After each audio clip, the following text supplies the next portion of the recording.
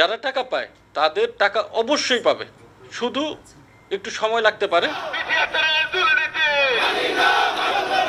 দেশে ই কমার্সের কয়েকটি প্রতিষ্ঠানের একের পর এক ধামাকা অফারে যুক্ত হয়ে শত শত কোটি টাকা হারিয়েছিলেন অনেক গ্রাহক। প্রতারণার শিকার হয়ে বিক্ষোভে নামেন ক্ষতিগ্রস্তরা। তবে প্রায় ৩ বছরের ব্যবধানে ক্ষতিগ্রস্তরা এখন অনেকটাই স্বস্তিতে বলে জানিয়েছে ভোক্তা অধিকার সংরক্ষণ অধিদপ্তর।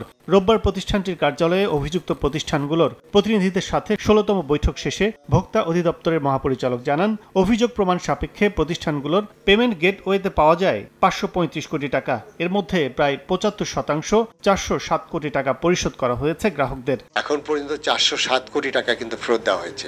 ১২৭ কোটি টাকা এখনো আপনার ফেরত দেওয়া যায়নি। যারা জেলে ছিল তারা দেশ বেরিয়ে এসেছে, তারা বিজনেসে ফিরে এসেছে। চেষ্টা করা হচ্ছে যে তারা যাতে বিজনেসে ফিরে আসা যায়। এরপরও কিন্তু মানুষের বিস্তর অভিযোগ আছে। এদিকে গ্রাহকদের কাছ থেকে নেয়া সম্পূর্ণ টাকা বিদেশে পাচার করেছে ই অরেঞ্জ, ধামাকা ও আনন্দের বাজার। এমন অভিযোগের প্রেক্ষিতে মহাপরিচালক জানান, এ বিষয়ে সিআইডি কাজ করছে।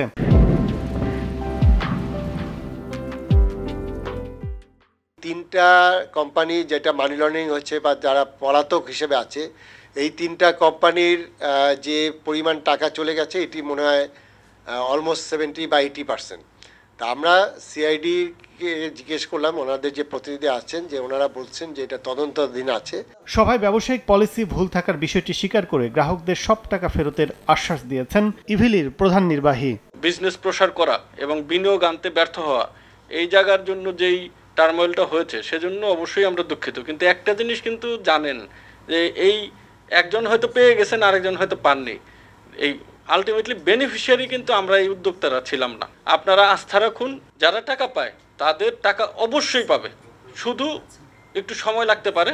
এদিকে পেমেন্ট গেটওয়েতে থাকা ১২৭ কোটি টাকা কিভাবে নিষ্পত্তি হবে এবং ই কমার্স খাত পরিচালনার বিষয়ে চূড়ান্ত রিপোর্ট দিতে নতুন কমিটি গঠন করা হয়েছে। তারা ৩০ জুনের মধ্যে বাণিজ্য মন্ত্রণালয়ে রিপোর্ট জমা দেবে। কাজল আব্দুল্লাহ, সময় সংবাদ, ঢাকা।